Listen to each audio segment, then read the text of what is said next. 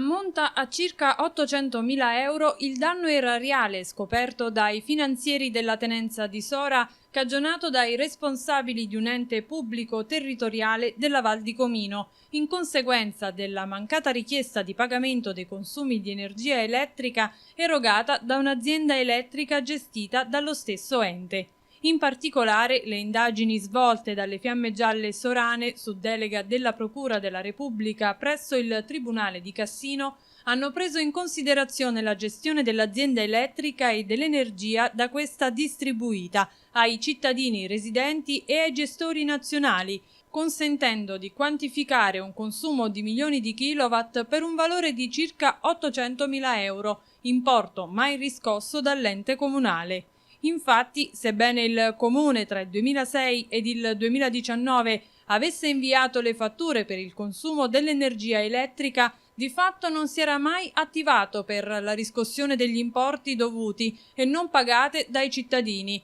Tra i morosi figurano non solo le centinaia di cittadini utenti, ma anche le aziende elettriche concorrenti operanti in regime di libero mercato, le quali avrebbero dovuto riversare i canoni incassati dalla loro clientela all'ente comunale. Nel corso delle indagini, i finanzieri della tenenza di Sora hanno individuato precise responsabilità a carico delle giunte municipali susseguitesi nel tempo, rilevando che i relativi responsabili, sebbene consapevoli della delicata situazione finanziaria dell'ente, non avevano mai intrapreso una concreta azione di recupero dei crediti, né avevano quantificato le somme da incassare. Per questi motivi, si legge nella nota della Guardia di Finanza, il sindaco in carica e il suo predecessore sono stati denunciati per il reato di abuso d'ufficio ed omissione di atti d'ufficio, con conseguente segnalazione del danno erariale alla Corte dei Conti per il Lazio.